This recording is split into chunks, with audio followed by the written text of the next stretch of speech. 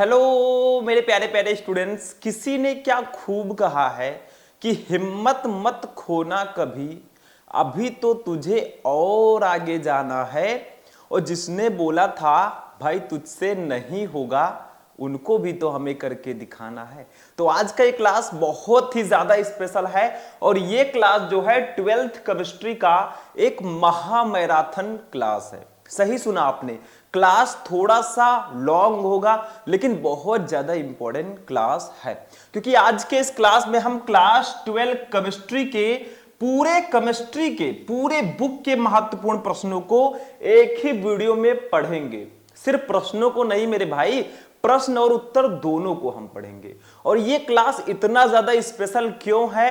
क्योंकि आज के इस क्लास में हम 12th केमिस्ट्री के चैप्टर 1 से लेकर चैप्टर 10 तक जितने भी मोस्ट इंपोर्टेंट क्वेश्चन हैं सबको आज हम लेकर आए हैं।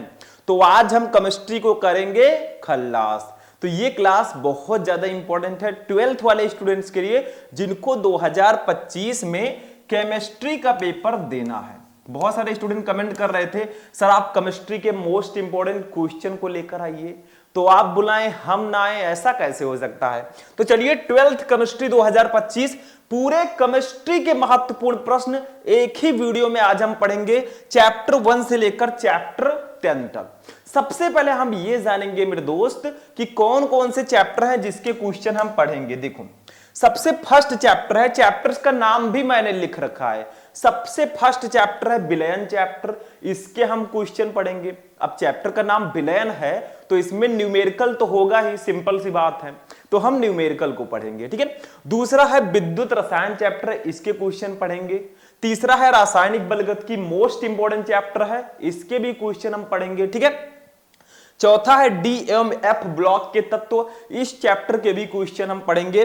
फिर उपसह संयोजन यौगिक, 5 चैप्टर हो गए। अब आते हैं सेकेंड केमिस्ट्री में, ऑर्गेनिक में हाइलोएल्केन तथा हाइलोएरीन के भी क्वेश्चन आज हम पढ़ेंगे। Alcohol, phenol, ether, aldehyde, ketone एवं कार्बोक्सिलिक अम्ल, एमीन, जैव अणु, इन पूरे चैप्टर मतलब पूरे केमिस्ट्री के क्वेश्चन सिर्फ एक वीडियो में। तो टाइम वेस्ट क्यों करें? बोलने में असली मजा है तो इसको पढ़ने में। तो चलिए स्टार्ट करते हैं। बस वीडियो को लाइक करना, चैनल पर नए चैनल को सब्सक्राइब करना, जो हमें मोटिवेट करता है आपको और भी अच्छी क्लासेस देने के लिए। सबसे जो फर्स्ट क्वेश्चन है ये हमारे फर्स्ट चैप्टर विलयन का एक मोस्ट इंपॉर्टेंट न्यूमेरिकल है। कुछ स्टूडेंट कहेंगे सर ये न्यूमेरिकल तो हमें आता है, आपको कितना आता है कितना नहीं आता है? अभी जब हम आगे के क्वेश्चन पढ़ेंगे ना तो आपको पता चल जाएगा कि आपको कितना आता है। ठीक, ये क्वेश्चन शायद आपको आता हो क्योंकि ये क्वेश्चन इंपॉर्टेंट है, तो हो सकता है आपने पहले से किया हो, लेकिन मैं जो बता रहा हूं इसको ध्यान से समझो, फिर आगे के क्वेश्चंस हम पढ़ेंगे। ठीक है। देखो 15 ग्राम पोटेशियम क्लोराइड को 1 लीटर जल में घोला गया है, विलयन की मोलरता ज्ञात कीजिए। इसमें कुछ है नहीं, एक अच्छा सा फॉर्मूला लगाना है, आपको ये न्यूमेरिकल सॉल्व कर देना है। ठीक है। पोटेशियम का अणुभार 39, क्लोरीन का 35.5 हमें दिया गया है। तो देखो सबसे पहले आपको यह पहचानना इस न्यूमेरिकल में निकालना हमें मोलरता है, और मोलरता को मैं आपको पहले ही बता चुका हूं। सबसे पहले यह पहचानो कि इसमें विलेय क्या है, विलायक क्या है। देखो 15 ग्राम पोटेशियम क्लोराइड है और 1 लीटर जल है, बताइए कौन ज्यादा है कौन कम है? देखो पोटेशियम क्लोराइड कम है, 15 ग्राम है, और जो हमारा जल है वो 1 लीटर है। तो भैया जिसकी मात्रा विलयन में कम होती है वो विलायक होता है। ये 15 ग्राम जो पोटेशियम क्लोराइड है ये विलेय होगा क्योंकि इसकी मात्रा कम है, इसको आप विलायक बोल सकते हैं। ठीक है, क्योंकि इसी में इसको घोला गया है, या विलयन का आयतन भी आप बोल सकते हैं। ठीक, तो ये आपका हो जाएगा, विलयन की मोलरता आपको निकालनी है। तो सबसे पहले जो जो दिया गया है उसको हम लिखेंगे। न्यूमेरिकल सॉल्व करने का ट्रिक क्या है? पहले इसको पढ़ो, फिर जो वैल्यू दी गई है उसको लिखो, फिर आप अच्छा सा एक फॉर्मूला चूज करो। तो देखो सबसे पहले हम लिखेंगे विलेय का भार। अब विलेय हमारा जो है स्टूडेंट वो पोटेशियम क्लोराइड है, इसका फॉर्मूला होता है KCl। पोटेशियम क्लोराइड का फॉर्मूला KCl होता है, मैंने इसको शॉर्ट में KCl लिख दिया है क्योंकि विलेय हमारा KCl है। ठीक है। इसका भार हमें दिया गया है मेरे भाई, इसका भार है कितना दिया है फटाफट बताओ? इसका भार है 15 ग्राम। हमें पूरे केमिस्ट्री के क्वेश्चन को आज कवर करना है, आज हम छोड़ेंगे नहीं। ठीक है। चलो दूसरी चीज हमें क्या दी गई है, ध्यान दो थोड़ा सा। इसका अणुभार भी हमें दिया गया है। कैसे निकालोगे? देखो K का अणुभार 39, Cl का 35.5, दोनों को जोड़ दो, KCl का अणुभार आ जाएगा। ठीक है, तो आप लिखो विलेय KCl का अणुभार, ठीक है, कितना दिया गया है मेरे भाई? देखो इसका अणुभार दोनों को जोड़ दो, इसका अणुभार होगा 39 और प्लस 35.5, दोनों को ऐड करोगे तो शायद 74.5 आएगा। ठीक है, ये हमारे विलेय का अणुभार दिया गया है। समझ में आ रहा है? विलेय का अणुभार दिया है। अब चाहे तो हम यहीं से विलेय के मोलों की संख्या निकाल सकते हैं। कैसे? विलेय के मोलों की संख्या का फॉर्मूला होता है विलेय का भार बटा विलेय का अणुभार, और विलेय के मोलों की संख्या तो निकालना ही होगा, क्योंकि अगर आपको मोलरता निकालनी है तो मोलरता का फॉर्मूला होता है विलेय के मोलों की संख्या अपान विलयन का आयतन लीटर में। तो आयतन तो हमें दिया ही गया है 1 लीटर, लेकिन मोलों की संख्या हमें निकालना है विलेय के, तो दोनों को डिवाइड कर दो, भार को अणुभार से। तो निकालते हैं विलेय के मोलों की संख्या। देखो विलेय के मोलों की संख्या, ठीक है, कैसे निकालोगे? इसका फॉर्मूला तो मैंने आपको बता ही दिया है, विलेय का भार बटा विलेय का अणुभार लिख दो, विलेय का भार अपान विलेय का अणुभार, विलेय का अणुभार। ठीक है, ये हो गया मेरे भाई। अब देखो भार कितना है, ध्यान से समझना, न्यूमेरिकल को, इंपॉर्टेंट है बहुत। देखो भार कितना है, भार है 15 ग्राम। कितना है? 15 ग्राम। और ये विलेय का अणुभार है 74.5 ग्राम, 74.5 ग्राम। ठीक है, अब इसको जब आप डिवाइड करोगे मेरे भाई 15 को 74.5 से, तो लगभग 0.20 आएगा। आप करके देख लेना भैया, न्यूमेरिकल है, डिवाइड गुणा ये सब आता रहेगा। ठीक है, तो हमारा विलेय के मोलों की संख्या आ जाएगी यहां पे। देखो मैं लिख देता हूं नीचे, पहले सब कुछ लिखेंगे फिर फॉर्मूला लगाएंगे। विलेय के मोलों की संख्या, ठीक है, ये कितना आया मेरे भाई? देखो हमने जब डिवाइड किया भार को अणुभार से तो 0.20 मोल आ गया, ये इतना आया है। अब एक चीज और ध्यान दो, चलो इस साइड में हम लोग करते हैं। समझ में आ रहा है ना? सब कुछ दिया गया है, इसमें समझना क्या है, सब तो दिया है। ठीक है, अब हम विलयन का आयतन लिखते हैं जो हमें दिया गया है। देखो विलयन का आयतन, विलयन का आयतन, ठीक है भैया, ये हमें कितना दिया गया है? ये हमें सीधा सीधा दिया गया है 1 लीटर, 1 लीटर। हमें इसको लीटर में बदलना ही नहीं है, क्योंकि लीटर में ऑलरेडी ये दिया है, तो हमें टेंशन नहीं है। अब हम मोलरता को निकाल लेंगे भैया। ठीक है, विलयन की मोलरता का फॉर्मूला लगाकर निकाल लेंगे मोलरता। देखो विलयन की मोलरता, विलयन की मोलरता, ठीक, इक्वल टू कितना होगा? देखो इसका फॉर्मूला जो होता है वो मैं यहां पे डायरेक्टली लिख देता हूं, उसी पर रख देंगे हम लोग। इसका फॉर्मूला होता है विलेय के मोलों की संख्या, विलेय के मोलों की संख्या, ठीक है, अपान विलयन का आयतन लीटर में। दोनों हमने निकाल ही लिया है। विलयन का आयतन लीटर में मेरे भाई, लीटर में।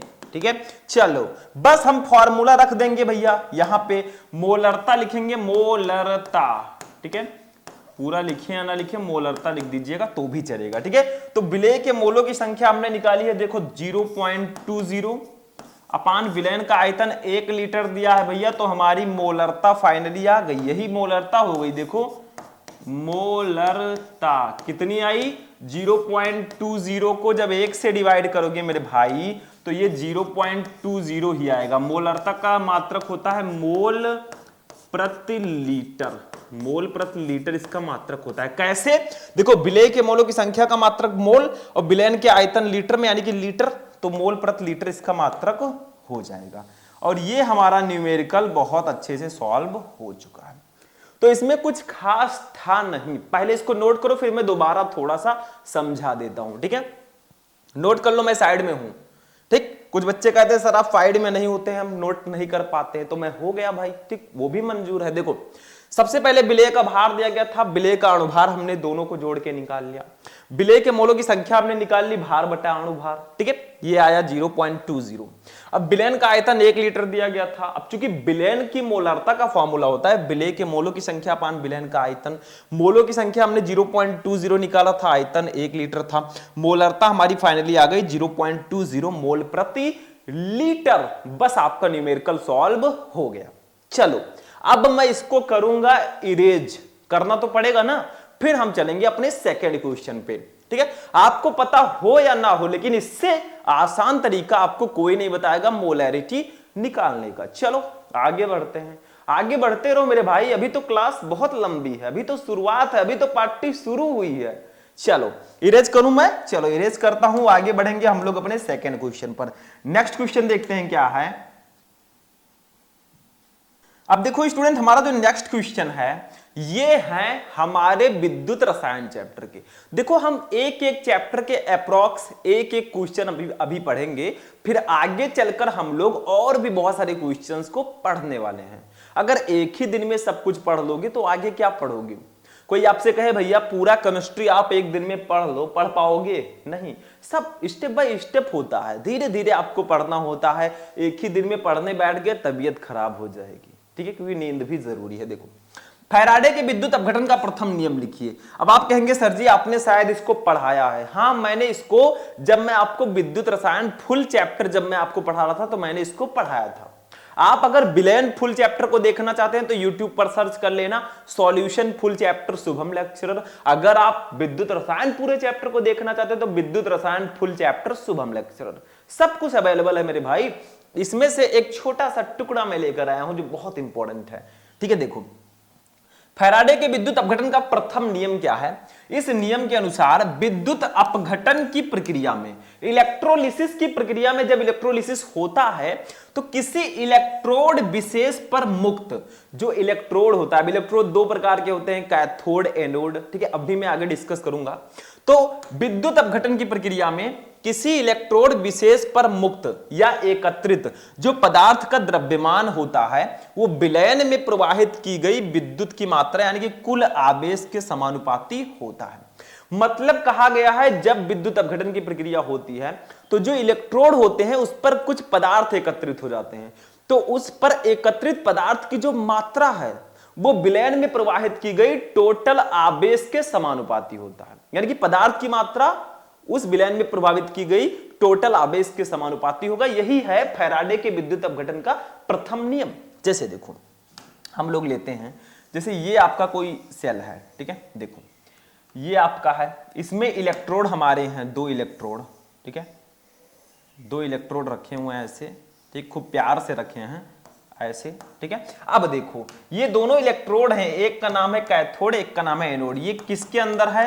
ये भैया ये विद्युत अपघट्ट के अंदर डूबा रहता है, ठीक है, किसके?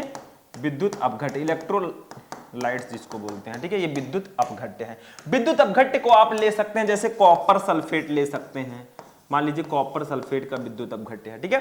अब ये आपके इलेक्ट्रोड और कैथोड हैं, एक एक को हम नाम दे देते हैं, ज्यादा बेटर रहेगा। चलो इसको नाम देते हैं, जैसे इसको मान लेते हैं कैथोड, इसको मान लेते हैं कैथोड। और कैथोड जो होता है भैया वो हमेशा निगेटिव होता है, और इसको दे देते हैं नाम एनोड। देखो ये दोनों इलेक्ट्रोड ही हैं, इलेक्ट्रोड के प्रकार हैं, एनोड पॉजिटिव होता है। इलेक्ट्रोड 2 प्रकार का होता है, एक होता है कैथोड, दूसरा एनोड, ठीक है, कैथोड नेगेटिव, एनोड पॉजिटिव होता है। और ये जो है विद्युत अपघट्ट में डूबा रहता है। विद्युत अपघट्ट जब होगा तभी विद्युत अपघटन की प्रक्रिया यहां पे होती है, ठीक। तो क्या कहा गया है आपसे, देखो ध्यान से समझना मेरी बात को। कि इस नियम के अनुसार विद्युत अपघटन की प्रक्रिया में किसी इलेक्ट्रोड विशेष पर मुक्त या एकत्रित पदार्थ का द्रव्यमान। अब देखिए विद्युत अपघटन की प्रक्रिया हो रही है और यहां पे जो इसका इलेक्ट्रोड है इस पर क्या होगा, कुछ पदार्थ एकत्रित होंगे, ठीक है। तो ये जो एकत्रित पदार्थ की मात्रा होगी उसको हम लोग मान लेंगे भैया W मान लेते हैं। एकत्रित पदार्थ की मात्रा W जो होती है वो इस विलयन में, इस कॉपर सल्फेट विलयन में प्रवाहित की गई कुल आवेश Q, इसमें जो आवेश प्रवाहित किया गया उसके समानुपाती होता है। मतलब सिंपल सा है कि विद्युत अपघटन की प्रक्रिया में यहां पे इलेक्ट्रोलिसिस की प्रक्रिया हो रही है, तो इस इलेक्ट्रोड पर, किसी भी इलेक्ट्रोड पर एकत्रित जो पदार्थ की मात्रा W है वो इस पूरे विलयन में प्रवाहित की गई आवेश Q के समानुपाती होगा। यानी कि इस नियम के अनुसार अगर हम लोग देखें तो W समानुपाती, ठीक है, Q, W समानुपाती Q, मतलब जो W जो है ये इलेक्ट्रोड पर एकत्रित या इलेक्ट्रोड पर इकट्ठा जो पदार्थ की मात्रा उसको W से मैंने लिखा है और इसमें प्रवाहित, इस विलयन में प्रवाहित कुल आवेश को मैंने Q से लिखा है। तो इलेक्ट्रोड पर एकत्रित पदार्थ की मात्रा जो W है वो उसके विलयन में प्रवाहित टोटल आवेश के समानुपाती होगी। यही है फैराडे के विद्युत अपघटन का प्रथम नियम, ठीक है। अब देखो, अब चूंकि आपको पता है फिजिक्स में आपने पढ़ा होगा, चूंकि Q इक्वल टू क्या होता है, Q इक्वल टू होता है IT। देखो Q है आवेश, आवेश जो है वो समय और धारा के गुणनफल के बराबर होता है, तो ये भी हमारा होता है, ठीक है। तो अब यहां पर हम लिख सकते हैं W समानुपाती Q के जगह पर हम लिख सकते हैं IT। क्या लिख सकते हैं, IT लिख सकते हैं कि नहीं, फिजिक्स में पढ़ा होगा Q इक्वल टू IT, ठीक है। अब देखो यहां पर हम क्या करेंगे, समानुपाती के चिन्ह को हटाएंगे तो बराबर लगेगा, और जब बराबर लगेगा तो एक स्थिरांक जुड़ेगा Z, तो ये हो जाएगा ZIT। यही है फैराडे के विद्युत अपघटन के प्रथम नियम का formula, W equal to ZIT, जहां पे W है इलेक्ट्रोड पर एकत्रित पदार्थ की मात्रा, I है धारा, T है समय। लेकिन Z क्या है मेरे भाई, Z आप बोल सकते हैं, Z यहां पे मैं ऐसे कर देता हूं, Z है समानुपाती स्थिरांक। क्या है ये, समानुपाती स्थिरांक या विद्युत रासायनिक तुल्यांक भी बोल सकते हैं, ठीक है। समानुपाती स्थिरांक है ये, ठीक मेरे भाई, क्योंकि ये समानुपाती के जगह, चिन्ह के जगह पर लगा है तो समानुपाती स्थिरांक होगा या विद्युत रासायनिक तुल्यांक भी इसको हम बोलते हैं। तो इसको नोट करो पहले फटाफट। नोट हो गया स्टूडेंट। देखो सिंपल सा था, फैराडे के विद्युत अपघटन का प्रथम नियम आपको लिखना था, पहला नियम। तो पहला नियम क्या है, विद्युत अपघटन की प्रक्रिया में किसी इलेक्ट्रोड पर एकत्रित, ये देखो इलेक्ट्रोड पर एकत्रित जो पदार्थ की मात्रा होगी वो विलयन में प्रवाहित की गई कुल आवेश Q के समानुपाती होगी। तो W समानुपाती Q, Q equal to IT होता है, तो W समानुपाती IT। अब जब समानुपाती के चिन्ह को हटाएंगे तो Z स्थिरांक जुड़ेगा, तो W इक्वल टू ZIT। अब Z है समानुपाती स्थिरांक, ठीक है। W है इलेक्ट्रोड पर एकत्रित पदार्थ का द्रव्यमान, Z है पता है, I है समय, T है, I है धारा, T है समय, बस हो गया। चलो इसको भी मैं इरेज करने जा रहा हूं मेरे भाई। ऐसे हम एक एक चैप्टर के खूब अच्छे अच्छे टॉपिक्स को पढ़ेंगे लास्ट तक। अभी 2 चैप्टर के 2 टॉपिक हुए हैं।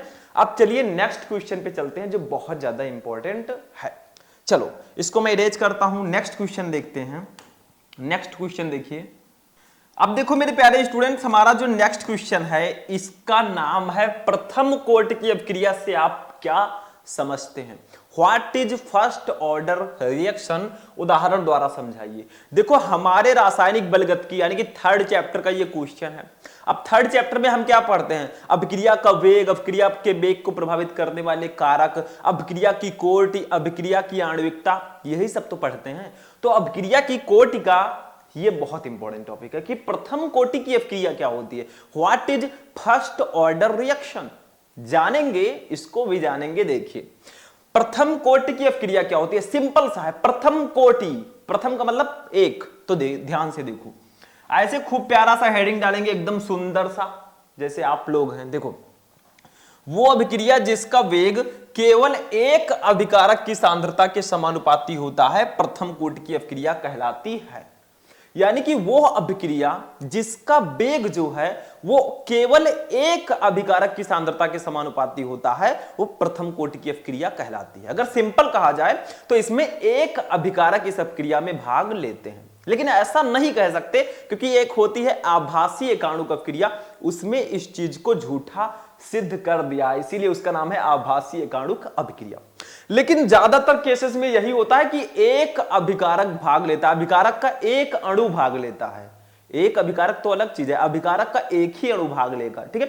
तो जब एक ही अणु भाग लेगा तो अभिक्रिया का वेग जो है केवल एक अभिकारक की सांद्रता पर निर्भर करेगा। तो ये प्रथम कोटि की अपक्रिया होगी। जैसे देखो एग्जाम्पल समझो, सब समझ जाओगे मेरे भाई। एक एग्जाम्पल है, ध्यान से समझना, SO2Cl2 that gives out, ठीक है, SO2 प्लस Cl2, ये रिएक्शन होता है SO2 प्लस Cl2। यानी कि जब हम सल्फ्यूरिल क्लोराइड का रिएक्शन, सल्फ्यूरिल क्लोराइड जो है वो SO2 सल्फर डाइऑक्साइड और Cl2 क्लोरीन में टूटता है, तो ये अभिक्रिया प्रथम कोटि की होगी। क्यों? क्योंकि इसमें अभिकारक की मात्रा सिर्फ एक है, अभिकारक का एक अणु ही भाग ले रहा है, तो ये प्रथम कोटि की अपक्रिया होगी। और सबसे मेन पॉइंट क्या है, इसमें जो अभिक्रिया का वेग है वो अभिकारक के केवल एक अणु की सांद्रता पर निर्भर कर रहा है, इसीलिए ये प्रथम कोटि की अपक्रिया होगी। इनका नाम है सल्फ्यूरिल क्लोराइड, आप लिख लीजिएगा, वैसे लिखने की खास जरूरत नहीं है। इनका नाम है सल्फर डाइऑक्साइड, इनका नाम है क्लोरीन। अब देखो ये प्रथम कोटि की क्यों है, क्योंकि यहां पे हम अभिक्रिया का वेग निकाल लेते हैं। अभिक्रिया का वेग, रेट ऑफ रिएक्शन, ठीक है, का वेग। तो जब अभिक्रिया का वेग निकालेंगे मेरे भाई तो क्या आएगा, देखो ध्यान देना, के है भैया वेग स्थिरांक, आपको पता ही है, ठीक है, के। अब देखो यहां पे जो अभिकारक है, एक ही अभिकारक है SO2Cl2 सल्फ्यूरिल क्लोराइड, ठीक है, लेकिन इसकी मात्रा भी एक है। अगर यहां पे 2SO2Cl2 होता तो ये द्वितीय कोटि की होती, क्योंकि यहां पे अभिकारक के दो अणु हो जाते, यहां पे एक ही है तो यहां पे हो जाएगा SO2Cl2। इसके पावर कितना होगा, क्योंकि एक ही अणु है भैया तो इसके पावर एक होगा। तो यहां पे अभिक्रिया का वेग अभिकारक अणु की, केवल एक अभिकारक अणु की सांद्रता पर निर्भर कर रहा है, इसलिए प्रथम कोटि की अपक्रिया। तो आप नीचे लिख दीजिएगा, अतः ये प्रथम कोटि की अपक्रिया है, लिख देना, अतः ये है प्रथम कोटि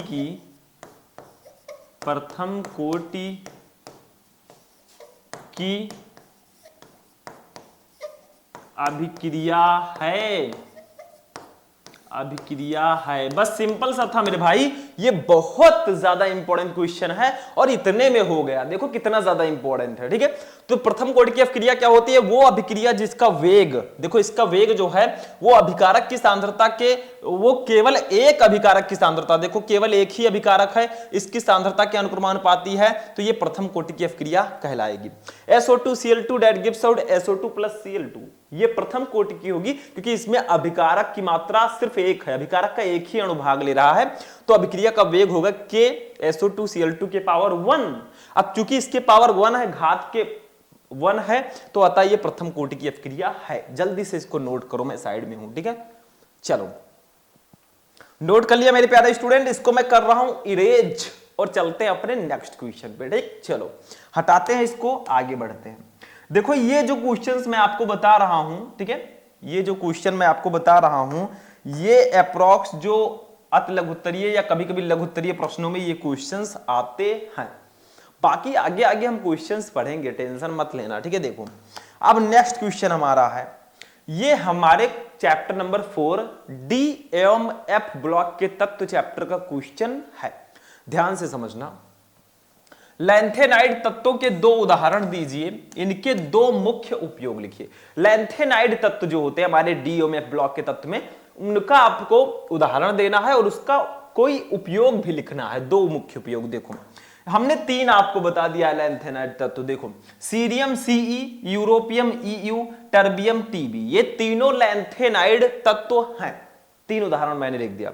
इनका उपयोग क्या है, देखो फर्स्ट सीरियम Ce ताप तथा पराबैंगनी प्रकाश दोनों का अवशोषण करता है, अतः इसका उपयोग चश्मे बनाने में किया जाता है।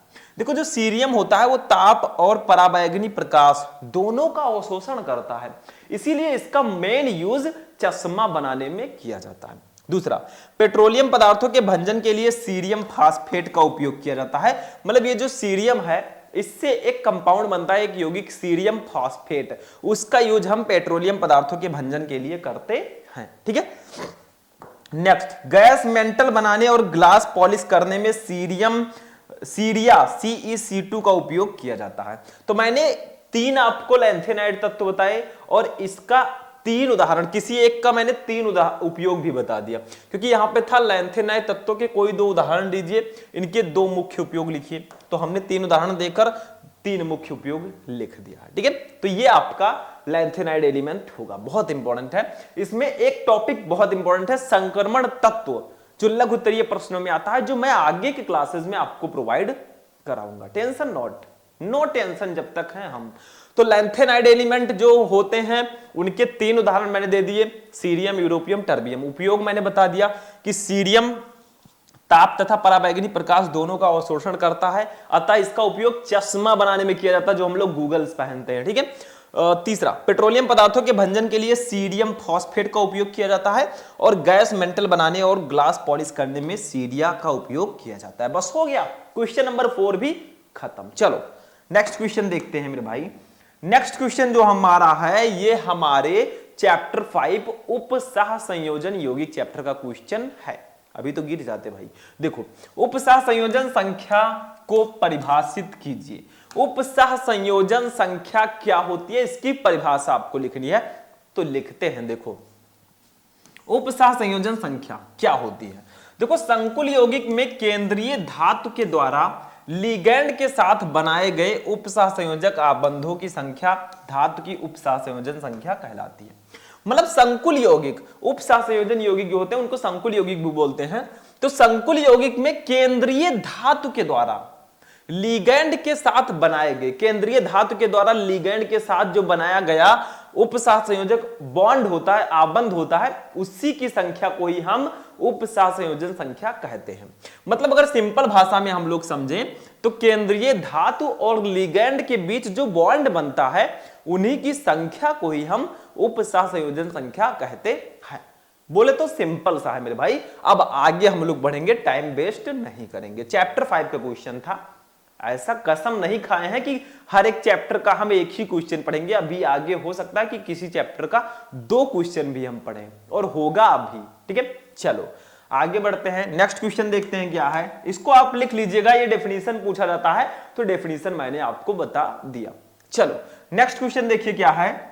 अब देखिए स्टूडेंट, हमारा जो नेक्स्ट क्वेश्चन है ये हमारे चैप्टर 6 हाइलोएल्केन एवं हाइलोएरीन चैप्टर का क्वेश्चन है।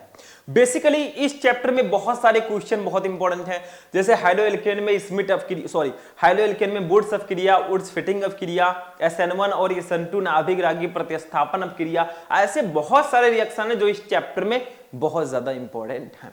बट हम एक ऐसा क्वेश्चन लेकर आए हैं जो एग्जामिनर आपको फंसा के पूछता है। हो सकता है आपको वुड्स अपक्रिया पता हो, ये वुड्स अपक्रिया से रिलेटेड क्वेश्चन है, लेकिन थोड़ा सा घुमा फिरा के दिया गया है। देखो ध्यान देना, शुष्क ईथर की उपस्थिति में सोडियम तथा एक यौगिक, ये देखो आपको सोडियम दे दिया गया है अभिकारक, लेकिन उसके साथ एक यौगिक ए दिया गया है। अब आपको पहचानना है कि वो ए वाला यौगिक कौन सा है। ठीक है, तो एक यौगिक ये कि 2 मोल आपस में अभिक्रिया करके एथेन बनाते हैं।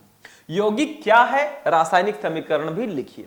तो देखो एक वुड्स अभिक्रिया होता है, वो अभिक्रिया क्या होता है, वो अभिक्रिया होता है 2RX + 2Na। ठीक है, ऊपर रहेगा शुष्क ईथर, ऊपर क्या रहेगा, शुष्क ईथर, शुष्क ईथर। ठीक है, और आपका बन जाएगा RR, देखो RR + 2NaX, ऐसे कुछ आपका बनेगा। तो यही रिएक्शन ये भी है, बस क्या कहा जा रहा है, देखो जब एल्किल क्लोराइड सोडियम से शुष्क ईथर की उपस्थिति में क्रिया करता है तो एल्केन बनता है। ये एल्केन बना है और सोडियम हाइलाइड बना। ठीक है, लेकिन यहां पे जो R है ना, इसी को A दिया गया है आपको। देखो सोडियम तथा एक यौगिक A, इसी को A बताया गया, इसके 2 मोल दिए गए हैं। ठीक है, तो आपको कुछ इस प्रकार से रिएक्शन करना है। देखो ध्यान देना, ये रिएक्शन कुछ इस प्रकार से होगा, 2AX + 2Na that's gives out, ऊपर रहेगा भैया शुष्क ईथर, शुष्क ईथर, ठीक है। और आपका बनेगा आर आर, देखो ए प्लस 2Na(x), ठीक है। कुछ इस प्रकार से आपको दिया गया है। देखो शुष्क ईथर की उपस्थिति में, ये शुष्क ईथर की उपस्थिति में सोडियम, ये सोडियम है तथा एक यौगिक A, देखो एक यौगिक A है, ठीक है। इसके 2 मोल आपस में अपक्रिया करके, इसके 2 मोल, देखिए 2 आगे लगा है तो 2 मोल है, ठीक है। आपस में अपक्रिया करके एथेन बनाते हैं। देखो ये ए मिलेगा तो आपका एल्केन बनेगा। एल्केन के अंतर्गत मेथेन, एथेन, प्रोपेन, ब्यूटेन सब आते हैं, तो एथेन बनाते हैं। यौगिक ए क्या है, रासायनिक समीकरण भी लिखिए। तो आपका कुछ इस प्रकार से रिएक्शन होगा। अब आप इस पर कोई एल्किल हैलाइड को रखिए, जैसे देखो यौगिक ए आपका क्या है, आप लिख देना यौगिक ये आपका एल्किल हैलाइड होगा, ठीक है। देखो यहां पे आप इसको कैसे लिखेंगे, अब यहां पे समझो थोड़ा सा। 2, अब AX के जगह पर हम कुछ रखते हैं, ए आपका एल्किल है, एल्किल के जगह पर हम मेथिल रख देते हैं CH3 और I, ठीक है। हाइलाइड में कौन कौन सा आता है, हाइड्रोजन में आपका क्लोरीन, ब्रोमीन, आयोडीन, यही सब तो आते हैं, तो मैंने I ले लिया है। देखो X होता है आपका हाइड्रोजन, इसमें क्लोरीन, ब्रोमीन, आयोडीन, फ्लोरीन ये सब आते हैं, ठीक है। तो मैंने यहां पे I ले लिया है, तो 2CH3I प्लस 2Na दैट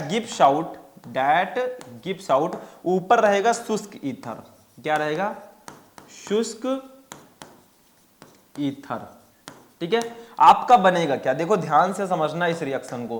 देखो ये आपका बन जाएगा AA, देखो A के जगह पर मैंने CH3 लिया है तो 2 बार A हो जाएगा, CH3 और CH3, ठीक है। और प्लस 2Na, X के जगह पर I लिया है तो I हो जाएगा, ठीक है। तो कौन सा यौगिक है ये मेथिल आयोडाइड मैंने लिया है। आप लिख दीजिएगा यौगिक A जो है वो एल्किल हैलाइड होगा, ठीक है। यौगिक A एल्किल हैलाइड आप मान सकते हैं, ठीक है। तो ये आपका हो जाएगा, इनका नामकरण कर देते हैं, इनका नाम है मेथिल आयोडाइड या आयोडोमेथेन लिख सकते हैं, मेथिल आयोडाइड, ठीक है। इनका नाम होगा सोडियम, ये है भैया एथेन। देखो आपको दिया गया था कि एथेन बनाते हैं, देखो ये आपस में अपक्रिया करके एथेन बनाते हैं, तो एथेन ही तो बना और ये सोडियम आयोडाइड है, ठीक है। तो समझ में आया। क्वेश्चन आपका था कि शुष्क ईथर की उपस्थिति में सोडियम तथा एक यौगिक ए के 2 मोल आपस में अपक्रिया करके एथेन बनाते हैं। यौगिक ए क्या है, यौगिक ए क्या है, ठीक है, यहां पे रहना चाहिए। यौगिक ए क्या है, रासायनिक समीकरण भी लिखिए। तो 2AX plus 2Na that gives out, शुष्क ईथर की उपस्थिति में AA प्लस 2NaX। अब यौगिक ए आपका मेथिल आयोडाइड भी हो सकता है, ठीक है, मेथिल क्लोराइड भी हो सकता है, मतलब एल्किल हैलाइड कुल मिलाकर वो होगा। तो 2CH3I plus 2Na that gives out, शुष्क ईथर की उपस्थिति में एथेन हमारा बन गया और सोडियम आयोडाइड बना। तो ये आपका कुछ रिएक्शन होगा, तो इसको आप लोग फटाफट नोट कीजिए, फिर हम लोग आगे बढ़ेंगे, ठीक है।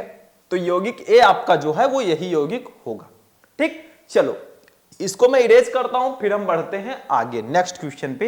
नेक्स्ट क्वेश्चन देखते हैं क्या है, देखिए। अब देखिए मेरे प्यारे स्टूडेंट, हमारा जो 7 नंबर क्वेश्चन है ये भी हमारे चैप्टर 6 का ही है। मैंने आपको बताया था किसी चैप्टर के 2 क्वेश्चन भी हो सकते हैं, मैंने कसम नहीं खाई है भाई, ठीक है। तो ये भी हमारे उसी चैप्टर का क्वेश्चन है। देखो हाइलोएल्केन और हाइलोएरीन में एक टॉपिक है क्लोरोफॉर्म, ठीक है, क्लोरोफॉर्म CHCl3 इसका फॉर्मूला होता है। तो देखो क्वेश्चन कुछ इस प्रकार से आता है कि क्लोरोफॉर्म को प्रकाश एवं वायु के प्रभाव से बचाने के लिए कौन सी सावधानियां बरती जाती हैं। देखो क्लोरोफॉर्म जो होता है, अगर ये प्रकाश और वायु के संपर्क में आता है तो ये बहुत ही विषैली गैस फास्जिन का निर्माण करता है, ठीक है। तो अच्छा यही होगा कि हम इसको प्रकाश एवं वायु से बचा कर रखें, उसके संपर्क में ना आने दें, ठीक है। तो वही पूछा जा रहा है कि क्लोरोफॉर्म को प्रकाश एवं वायु के प्रभाव से बचाने के लिए कौन सी सावधानी हमें करनी चाहिए।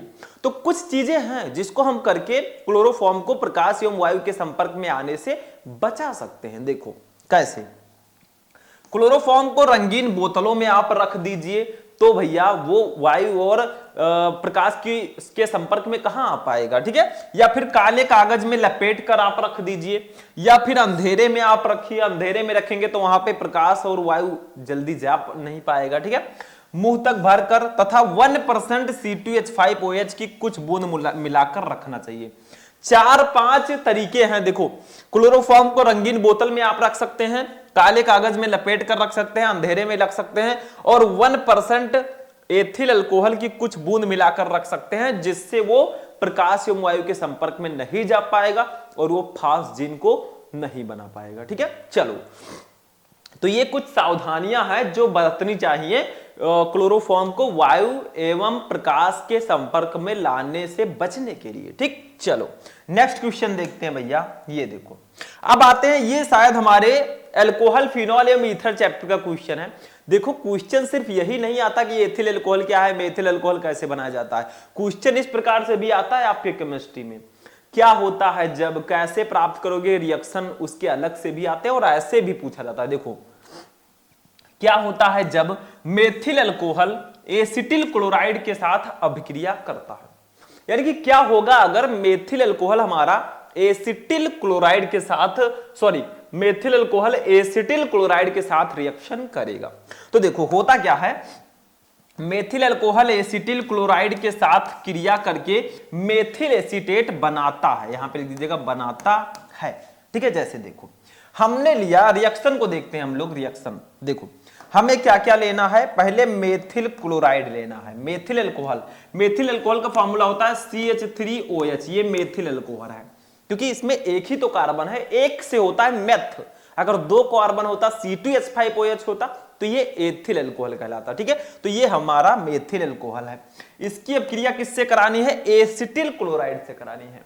एसिटिल क्लोराइड का फॉर्मूला होता है CH3COCl होता है। ठीक है, इसकी अब क्रिया हमने करा दी भैया, दोनों का रिएक्शन हमने करा दिया। ठीक है, समझ में आ रहा है। तो आपका बनेगा क्या, देखो, CH3COOCH3 प्लस HCl आपका बनेगा। देखो, यहां से CH3 आ गया, यहां पे एक CO, देखो ये C और O आ गया, एक O यहां से हमने ले लिया, एक CH3 हमने यहां से ले लिया, बचा क्या, देखो ये CH3 हमने ले लिया, COO ले लिया, CH3 ले लिया, बचा क्या, H बचा और Cl बचा, यानी कि HCl बचा। तो यहां पे प्लस HCl मैंने लिख दिया। तो ये है मेथिल अल्कोहल। इसकी अपक्रिया जब हमने एसिटिल क्लोराइड से कराई तो बना क्या, ये बना भैया मेथिल एसीटेट, इसका नाम होगा। ठीक है, मेथिल एसीटेट। चलो लिख देते हैं नाम, इनका नाम है मेथिल अल्कोहल, मेथिल अल्कोहल। ठीक है, इनका नाम है एसिटिल क्लोराइड, एसिटिल क्लोराइड मेरे भाई। ठीक है, इसका रिएक्शन जब हमने कराया तो हमारा बना मेथिल एसीटेट, इनका नाम है मेथिल एसीटेट। ठीक है, चलो, और ये तो हाइड्रोक्लोरिक अम्ल है ही। तो क्या होता है जब मेथिल अल्कोहल की एसिटिल क्लोराइड से रिएक्शन होगा, तो मेथिल अल्कोहल एसिटिल क्लोराइड से रिएक्शन करके मेथिल एसीटेट बनाएगा और HCl बाहर निकलेगा।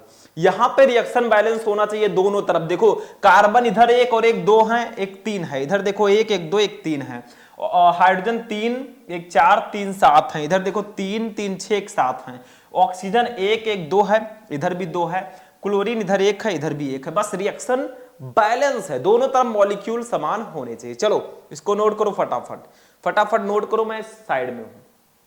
नोट हो गया, कर लिए होंगे, स्क्रीनशॉट ले लिया करो। ठीक है, चलो या वीडियो पॉज करके देख लिया करो। नेक्स्ट क्वेश्चन देखते हैं क्या है। Next question, my dear lovely students, ये हमारा है क्वेश्चन नंबर 9। ये किस चैप्टर का है, ये भी अल्कोहल, फिनॉल एवं ईथर चैप्टर का क्वेश्चन है। ध्यान से समझना, इस रिएक्शन को हम बोलते हैं विलियमसन संश्लेषण अभिक्रिया। तो ये अलग से भी आता है कि विलियमसन संश्लेषण अभिक्रिया पर टिप्पणी कीजिए, या ऐसे भी दिया जाता है जैसा लिखा है। देखो, विलियमसन की संश्लेषण विधि द्वारा डाई एथिल ईथर बनाने की विधि एवं रासायनिक समीकरण लिखिए। मतलब विलियमसन संश्लेषण की विधि द्वारा हम डाई एथिल ईथर कैसे बनाएं, ये आपसे अगर डायरेक्टली पूछा जाता है, ये नेम्ड रिएक्शन है कि विलियमसन संश्लेषण अपक्रिया पर टिप्पणी कीजिए, तो हम करेंगे भाई, हमारा काम है टिप्पणी करना, दूसरों पर कमेंट करना। ठीक है, देखो क्या होता है विलियमसन संश्लेषण रिएक्शन में, होता क्या है। देखो, सोडियम एथॉक्साइड को एथिल आयोडाइड के साथ गर्म करने पर डाई एथिल ईथर बनता है।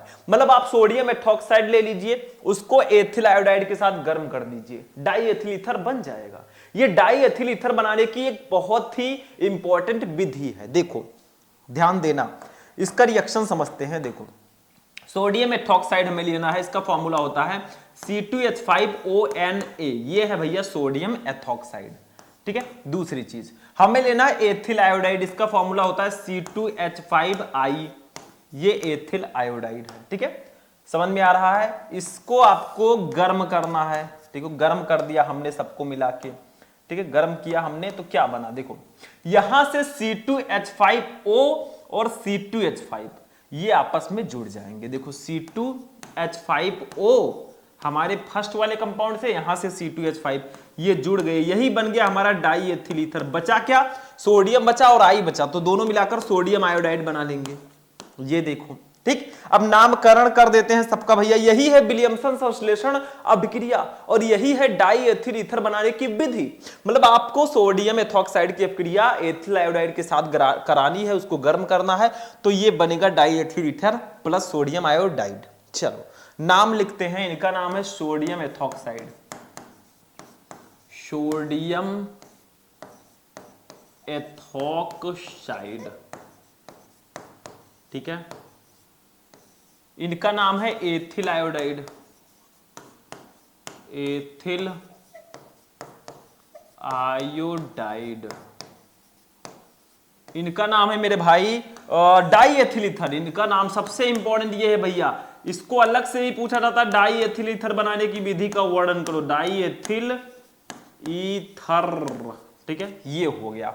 चलो ये हमारा रिएक्शन हो गया विलियमसन संश्लेषण अभिक्रिया कि सोडियम एथॉक्साइड को एथिल आयोडाइड के साथ गर्म करने पर डाई एथिल ईथर बनता है। हमने सोडियम एथॉक्साइड को एथिल आयोडाइड के साथ गर्म किया, ये देखो डाई एथिल ईथर बन गया। दोनों रिएक्शन बैलेंस है, आप चेक कर लीजिएगा।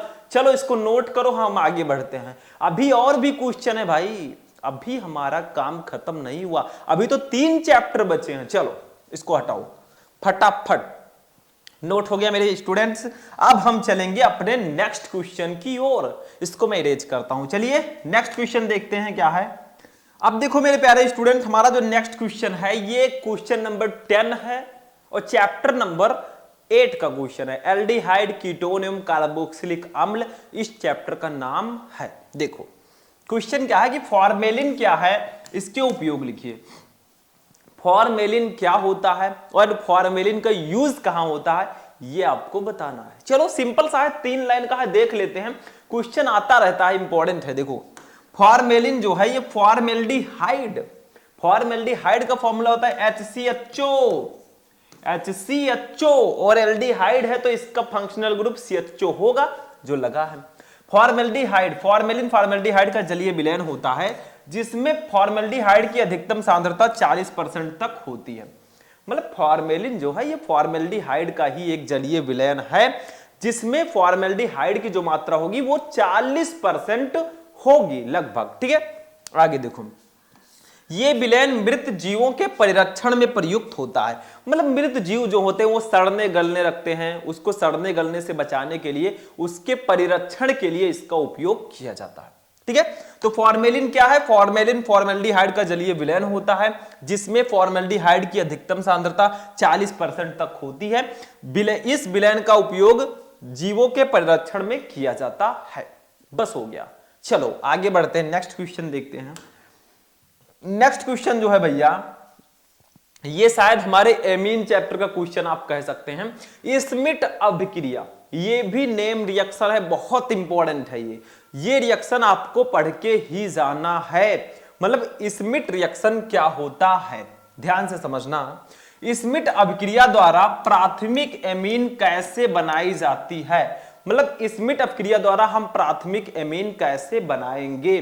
ठीक है, रासायनिक समीकरण भी दीजिए, आपको केमिकल रिएक्शन भी देना है कि स्मिट अभिक्रिया द्वारा हम प्राथमिक एमीन कैसे बनाएंगे, रासायनिक समीकरण के साथ आपको समझाना है। बहुत ज्यादा इंपॉर्टेंट क्वेश्चन है।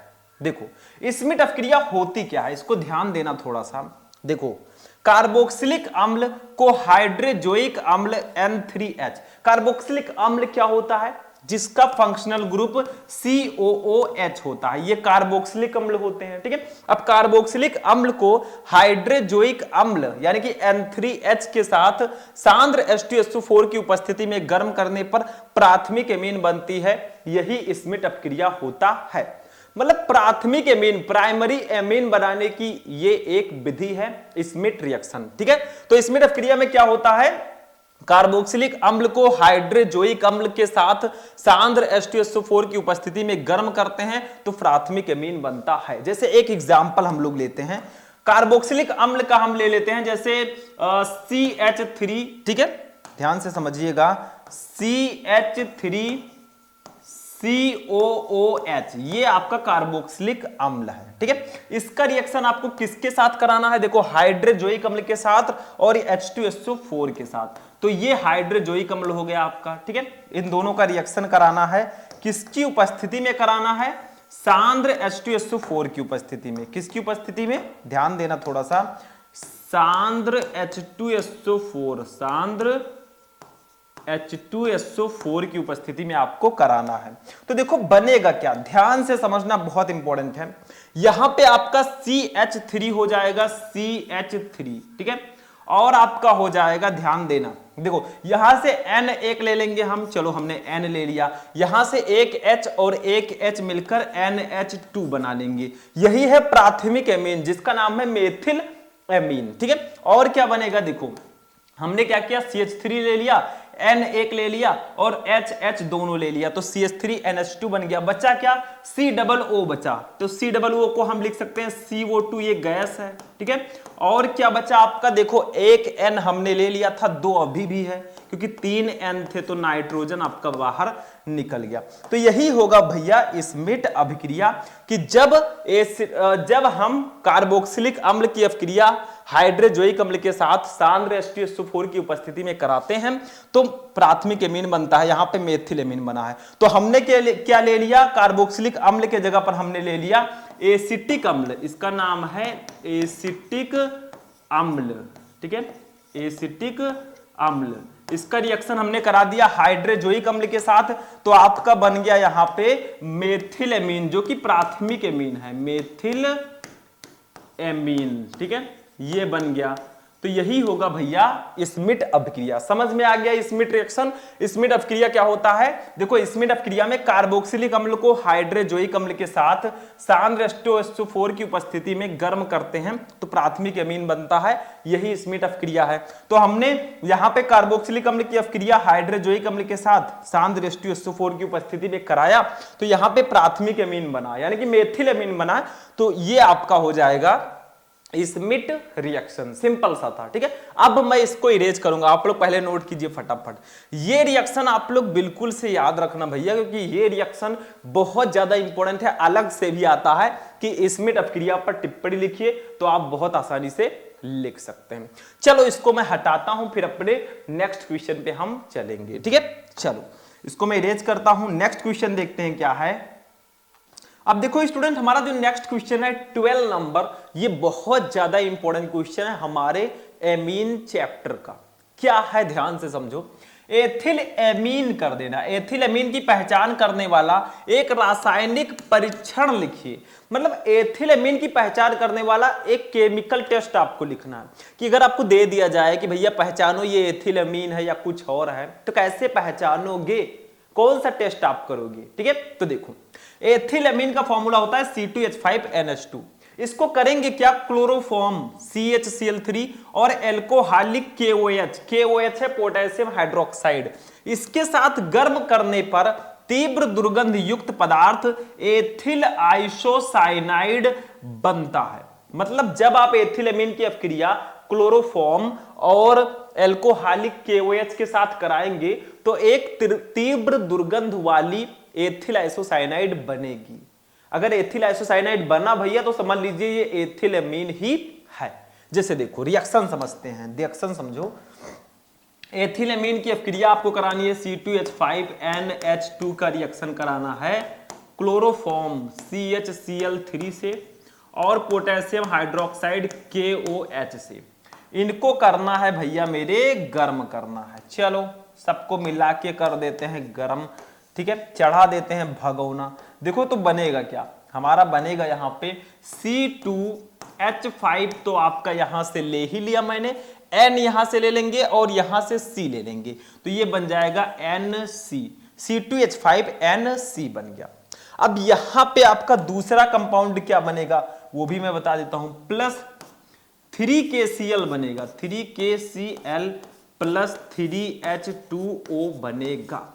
अब 3K है भैया, इधर एक ही K है, तो यहां पे भी आपको 3 लगा देना है। ये देखो 3KCl।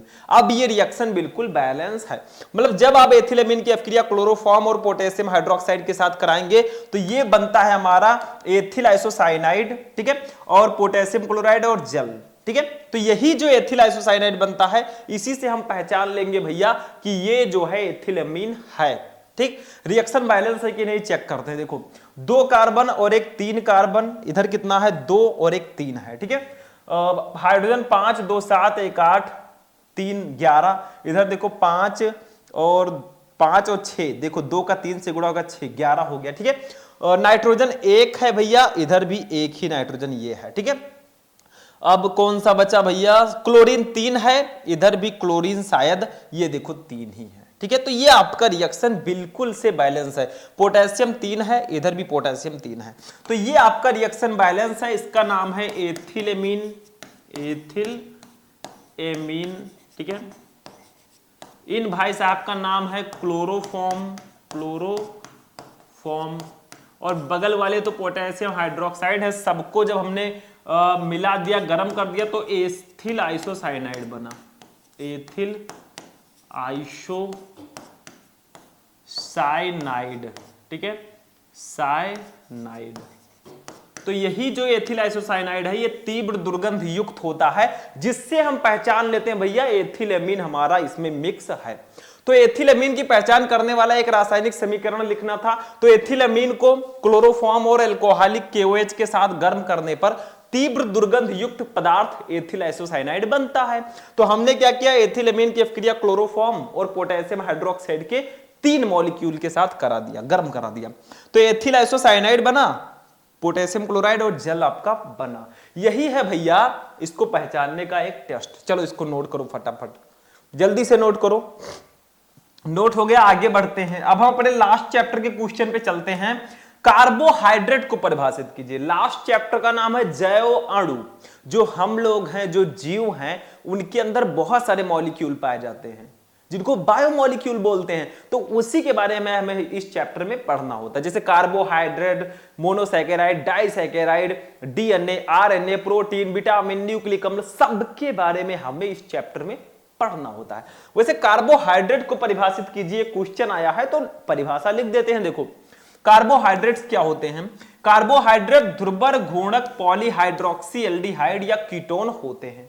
मतलब कार्बोहाइड्रेट जो होते हैं वो ध्रुवर घूर्णक पॉलीहाइड्रोक्सी एल्डिहाइड या कीटोन होते हैं, या वे पदार्थ होते हैं जो जल अपघटित होकर मोनोसैकेराइड के कई अणु देते हैं।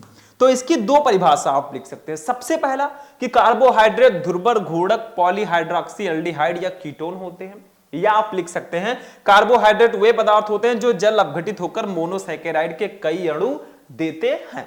मतलब कई मोनोसैकेराइड मिलकर कार्बोहाइड्रेट को बनाते हैं। चलो आगे बढ़ते हैं, नेक्स्ट क्वेश्चन पे चलेंगे हम लोग। ये देखो अब मोनोसैकेराइड क्या होते हैं, क्योंकि मोनोसैकेराइड के कई अणु देते हैं कार्बोहाइड्रेट जल अपघटित होने पर। तो मोनोसैकेराइड क्या है, देखो वे कार्बोहाइड्रेट जो छोटे छोटे अणुओं में जल अपघटित नहीं हो सकते, मोनोसैकेराइड कहलाते हैं। देखो भैया कार्बोहाइड्रेट जो हैं वो जल अपघटन पर कई मोनोसैकेराइड देते हैं। तो मोनोसैकेराइड ऐसे छोटे छोटे अणु होते हैं जो जल अपघटित नहीं हो सकते, इनका जल अपघटन नहीं हो सकता, ठीक है। ये मोनोसैकेराइड आपके कहलाएंगे, ठीक। तो वे कार्बोहाइड्रेट जो छोटे छोटे अणुओं में जल अपघटित नहीं हो सकते, मोनोसैकेराइड कहलाते हैं। सिंपल सा क्वेश्चन था। तो ये यहीं पे आपका चैप्टर 1 से चैप्टर 10 तक का क्वेश्चन फिनिश होता है। लगभग 1 घंटे की आज की ये क्लास हो चुकी होगी, ठीक है। हो सकता है 1 घंटे से ज्यादा हो चुकी हो। तो चैप्टर 1 से लेकर चैप्टर 10 तक हमने 14 क्वेश्चंस को आज पढ़ा। अभी मैंने कहा अभी तो ट्रेलर है, पिक्चर अभी बाकी है। ऐसे ऐसे क्लासेज आपके लिए मैं लाता रहूंगा। और जो बचे हुए क्वेश्चन है सबको बताता रहूंगा। बस आप लोग सपोर्ट बनाए रखना। जाते जाते वीडियो को लाइक कर देना, चैनल को सब्सक्राइब कर देना। मिलेंगे हम नेक्स्ट वीडियो में नेक्स्ट टॉपिक के साथ। तब तक के लिए जय हिंद।